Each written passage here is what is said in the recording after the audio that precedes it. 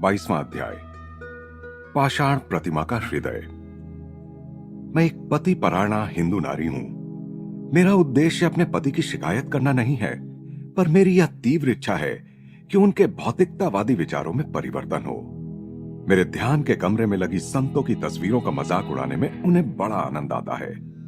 मेरे भाई, मुझे पूरा विश्वास है कि तुम उन्हें बदल सकते हो। बोलो, क्या यह काम करोगे? मेरी सबसे बड़ी बहन रमा अनुनय पूर्ण दृष्टि से मुझे देख रही थी। मैं थोड़ी देर उनसे मिलने के लिए कोलकाता के गिरीश विद्यारत्न लेन में स्थित उनके घर गया हुआ था। उनके इस अनुनय ने मेरे हृदय को छू लिया, क्योंकि मेरे बाल जीवन पर उन्होंने गहरा आध्यात्मिक प्रभाव डाला था और मां की मृत्यु के बाद परिवार में आई रिक्तता को भी भरने का अत्यंत प्रेम पूर्वक प्रयास किया था। प्रिय दीदी, मुझसे जो कुछ भी हो सकता है वह सब मैं अवश्य करूंगा। उनके सदा शांत और प्रफुल्ल चेहरे पर छाई उदासी को दूर करने के उद्देश्य से मैं मुस्कुराया। ईश्वर के मार्गदर्शन के लिए थोड़ी देर रमा दीदी और मैं प्रार्थना करते हुए मौन बैठे रहे। 1 वर्ष पूर्व मेरी दीदी ने मुझसे क्रिया योग की दीक्षा ली थी और वे उसमें अच्छी प्रगति भी कर रही थी। अचानक मन में एक प्रेरणा उठी। मैंने कहा, कल मैं दक्षिणेश्वर के काली मंदिर जा रहा हूं। आप मेरे साथ आइए और अपने पतिदेव को भी आने के लिए राजी कर लीजिए। मुझे ऐसा लग रहा है कि उस पवित्र स्थान के स्पंदनशील वातावरण में जगन माता उनके हृदय के तार अवश्य छेड़ देंगी। परंतु उन्हें वहां ले जाने के हमारे इस उद्देश्य के बारे में उन्हें कुछ मत बताना। आशान्वित होकर दीदी सहमत हो गईं। दूसरे दिन तड़के ही रमा दीदी और उनके पतिदेव को दक्षिणेश्वर चलने के लिए तैयार देखकर मुझे बहुत खुशी हुई। अपर सर्कुलर रोड से हमारी घोड़ा गाड़ी दक्षिणेश्वर की ओर चली जा रही थी और मेरे जीजाजी सतीश चंद्र बोस गुरुओं की योग्यता का उपहास करने में आनंद ले रहे थे। मैंने देखा कि रमा दीदी चुपचाप रो रही थी। मैं उनके कान में फुसफुसाया, दीदी मुस्कुराओ। अपने पति को यह सोचकर खुश मत होने दो कि उनके उपहास से हम चिढ़ते हैं। मुकुंद, तुम्हें ये निकम्मे पाखंडी अच्छे कैसे लगते हैं? सतीश बाबू बोल रहे थे। साधुओं को तो देखकर ही घिन आती है। या तो वे एकदम हड्डियों का ढांचा होते हैं या फिर हाथी की तरह मोटे। मैं हंस हंस के लोटपोट होने लगा। यह प्रतिक्रिया देखकर सतीश बाबू नाराज हो गए और एकदम गुपचुप बैठे रहे। जैसे ही हमारी घोड़ा गाड़ी दक्षिणेश्वर के मंदिर के अहाते में पहुंची, उन्होंने व्यंग भरी मुस्कुराहट के साथ कहा, लगता है यह दक्षिणेश्वर यात्रा मुझे सुधारने के लिए की जा रही है ना? कोई उत्तर दिए बिना ही मैं मुड़कर जाने लगा तो उन्होंने मेरा हाथ पकड़ लिया और कहा, युवा सन्यासी महाशय, मंदिर के पदाधिकारियों से बात करके दोपहर के भोजन की ठीक से व्यवस्था करना मत भूलना। सतीश बाबू पुजारियों के साथ स्वयं बात भी नहीं करना चाहते थे। मैं अभी ध्यान करने जा रहा हूं, भोजन की चिंता मत कीजिए, मैंने तीखे स्वर में कहा। जगन माता उसकी व्यवस्था कर देंगी। मुझे तनिक भी विश्वास नहीं है कि जगन माता मेरे लिए कुछ भी करेंगी, किंतु मेरे भोजन की जिम्मेदारी तुम्हारे ऊपर है। सतीश बाबू का स्वर काफी उग्र था। मां काली के विशाल मंदिर के सामने वाले नाट्य मंदिर में मैं अकेला चला गया। एक खंभे के निकट छायादार स्थान देखकर मैं पद्मासन में बैठ गया। अभी तो केवल 7 ही बजे थे, परंतु शीघ्र ही धूप तेज होने वाली थी। मैं भक्ति के गहरे भाव में डूब गया। संसार की सुध-बुध खो गई। मेरा मन मां काली पर एकाग्र हो गया था। इसी मंदिर में उनकी यही मूर्ति महान संत श्री रामकृष्ण परमहंस की इष्ट आराध्य देवी बनी थी। उनकी व्यथित पुकार पर यही मूर्ति प्रायः जीवंत रूप धारण कर उनसे बातचीत करती थी। हे पाषाणमयी मां, मैं प्रार्थना कर रहा था। अपने प्रिय भक्त रामकृष्ण की पुकार पर तुम सजीव हो उठती थी। अपने इस पुत्र के उत्कट विलाप को क्यों नहीं सुनती? दिव्य शांति के साथ साथ मेरी आकांक्षा अधिकाधिक गहरी होती गई। पर जब इस प्रकार 5 घंटे बीत गए और फिर भी जिस देवी का मैं अपने अंतर में ध्यान कर रहा था उसकी ओर से कोई प्रत्युत्तर नहीं मिला, तो मुझे थोड़ी निराशा हुई। कभी कभी प्रार्थना की पूर्ति में विलंब करके भगवान भक्त की परीक्षा लेते हैं, परंतु आखिर वे जिद्दी भक्त को उसके इष्ट देवता के रूप में दर्शन अवश्य देते हैं। एक निष्ठ ईसाई भक्त को ईसा मसीह के दर्शन होते हैं, हिंदू को भगवान श्री कृष्ण के दर्शन होते हैं या मां काली के, या यदि उसकी भक्ति निराकार स्वरूप की ओर मुड़ गई हो तो विस्तारित होते जाते दिव्य आलोक के दर्शन होते हैं। अनिच्छा पूर्वक मैंने आंखें खोली तो एक पुजारी दोपहर के नियम के अनुसार मंदिर का दरवाजा बंद कर उसमें ताला लगा रहा था। मैं नाट्य मंदिर के उस एकांत स्थान से उठकर मंदिर के प्रांगण में आया। उसका पत्थर का फर्श दोपहर की धूप में अंगारों के समान दहक रहा था। मेरे नंगे पांवों के तलवे जल उठे। मैं नाराज होकर मन ही मन कहने लगा, मां, तुमने दर्शन नहीं दिया और अब मंदिर के बंद दरवाजे के पीछे भी छुप गई। मैं अपने बहनोई की ओर से तुमसे एक विशेष प्रार्थना करना चाहता था। मेरी यह आंतरिक प्रार्थना तुरंत स्वीकृत हो गई। सर्वप्रथम तो मेरी पीठ और मेरे तलवों के नीचे एक आनंदप्रद शीतल लहर अनुभव हुई और सारी वेदना दूर हो गई। उसके बाद मैंने आश्चर्य के साथ देखा कि मंदिर का आकार अत्यंत विशाल हो गया। उसका विशाल द्वार धीरे धीरे खुला और मां काली की पाषाण मूर्ति दिखाई देने लगी। फिर धीरे धीरे पाषाण मूर्ति जीवंत रूप में बदल गई और मेरी ओर देखकर उसने मुस्कुराते हुए सिर हिलाया। मैं अवर्णनीय आनंद से रोमांचित हो उठा, मानो किसी अदृश्य पिचकारी से मेरे फेफड़ों से सांस बाहर खींच ली गई हो। मेरा शरीर एकदम स्थिर हो गया, पर उसमें जड़त्व नहीं था। इसके बाद मेरी चेतना का परमानंदमय विस्तार हुआ। मैं बाईं ओर गंगा नदी के ऊपर कई मीलों तक स्पष्ट देख सकता था। उसी तरह मंदिर के बाहर दक्षिणेश्वर का संपूर्ण क्षेत्र भी मुझे स्पष्ट दिखाई देने लगा। सभी मकानों की दीवारें पारदर्शी होकर झिलमिलाने लगी और उनमें से मुझे दूर इधर उधर चलते लोग दिखाई देने लगे। मैं श्वास रहित अवस्था में था और मेरा शरीर एक विलक्षण शांत अवस्था में। तब भी मैं हाथ पांव हिला सकता था। कई मिनटों तक मैंने आंखें बारी बारी से बंद कर पुनः खोलकर देखा, परंतु दोनों ही अवस्थाओं में मुझे पूरा दृश्य उसी प्रकार स्पष्ट दिखाई दे रहा था। एक्सरे की भांति आध्यात्मिक दृष्टि भी सभी पदार्थों को भेद लेती है। दिव्य चक्षु हर जगह केंद्र होता है, परिधि कहीं नहीं। मैंने उस प्रांगण में धूप में खड़े खड़े नए सिरे से यह अनुभव किया कि जब मनुष्य ईश्वर की पथभ्रष्ट संतान नहीं रह जाता और बुलबुले की भांति सारहीन स्वप्नमय भौतिक संसार में लिप्त नहीं रहता, तब उसे अपना अनंत साम्राज्य पुनः प्राप्त हो जाता है। यदि अपने संकीर्ण व्यक्तित्व में सिकुड़ कर बैठे हुए मनुष्य के लिए भाग निकलना आवश्यक ही हो, तो क्या सर्वव्यापकता में भाग निकलने जैसा अन्य कुछ है? दक्षिणेश्वर के मेरे पवित्र अनुभव में केवल मंदिर और मां काली के रूप ने ही असाधारण बड़ा आकार धारण किया हुआ था। अन्य सब कुछ अपने साधारण आकार में ही दिखाई दे रहा था।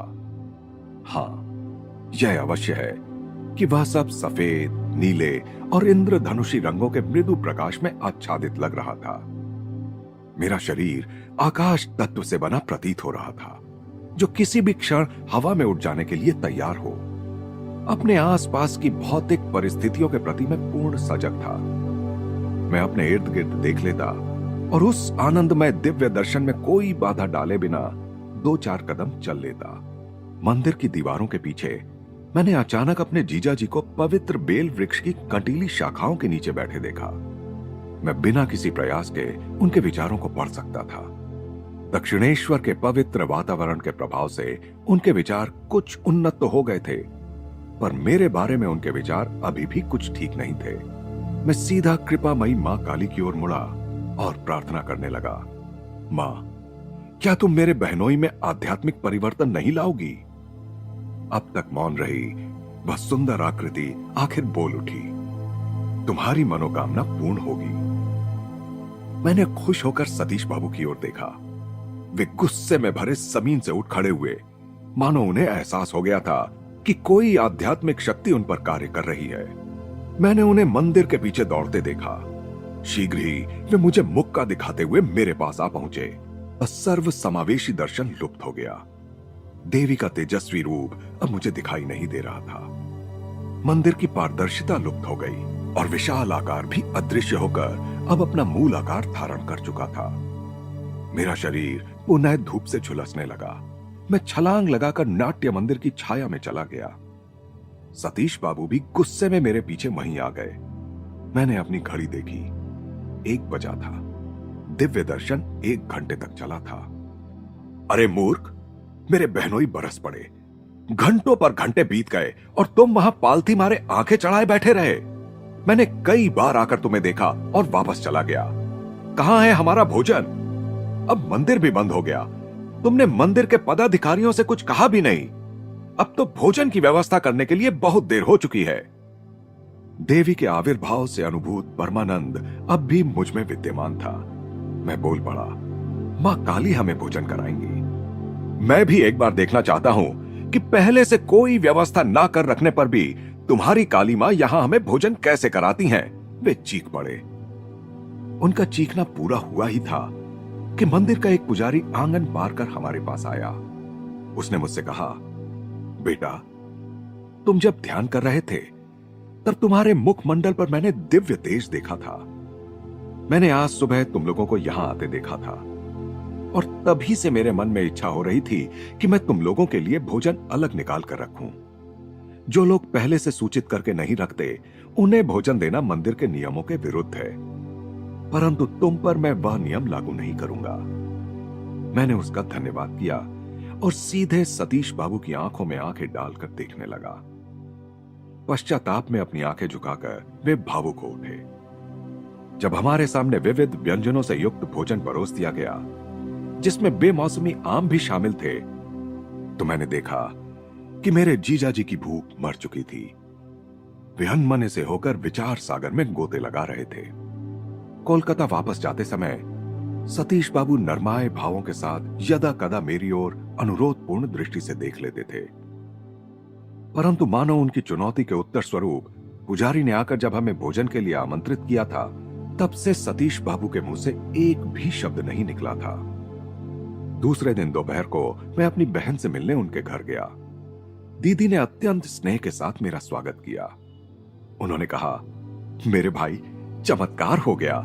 कल शाम को मेरे पति मेरे सामने खुले रूप से रोए। उन्होंने कहा, प्रिय देवी, मुझ में परिवर्तन लाने की तुम्हारे भाई की योजना पर मुझे वर्णनातीत आनंद हो रहा है। मैंने तुम्हारे साथ जो जो अन्याय किया है, उस प्रत्येक अन्याय का मैं प्रायश्चित करूंगा। आज से हम अपने विशाल शयन कक्ष को केवल पूजा के लिए इस्तेमाल करेंगे। तुम्हारे छोटे से ध्यान के कमरे में अब हम सोएंगे। मुझे सचमुच गहरा पश्चाताप हो रहा है कि मैंने तुम्हारे भाई का मजाक उड़ाया।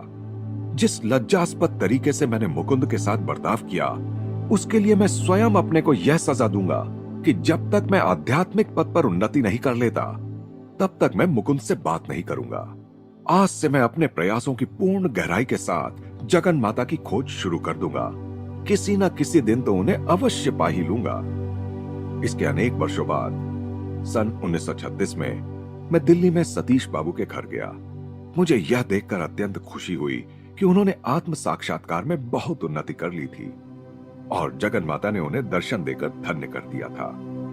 उनके घर में अपने निवास के दौरान मैंने देखा कि सतीश बाबू प्रत्येक रात्रि का अधिकांश समय गुप्त रूप से ध्यान करने में लगाते थे, जबकि वे एक गंभीर बीमारी से ग्रस्त हो गए थे और दिन भर अपने ऑफिस के काम में व्यस्त भी रहते थे।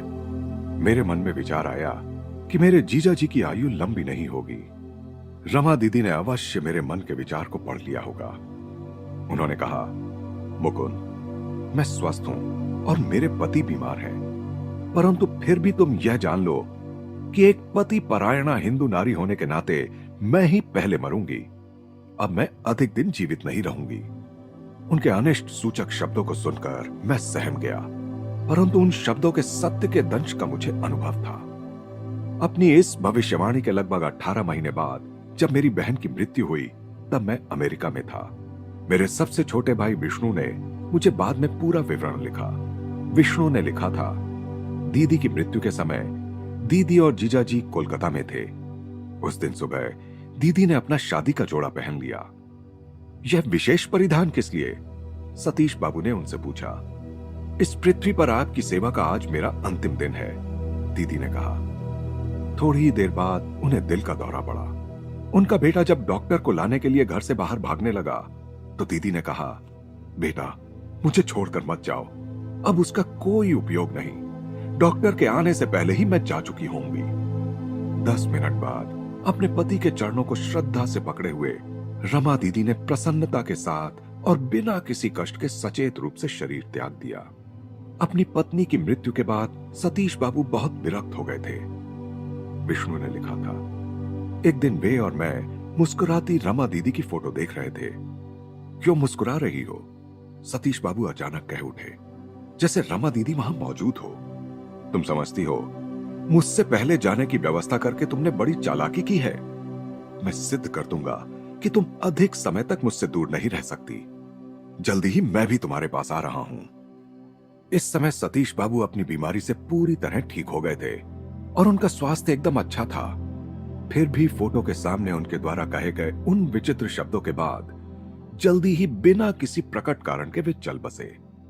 इस तरह मेरी बहन रमा और उनके पति सतीश बाबू, जिनका दक्षिणेश्वर में एक अत्यंत साधारण सांसारिक मनुष्य से एक अप्रकट संत में परिवर्तन हो गया था, दोनों ने ही भविष्यवाणी करके देह त्याग किया।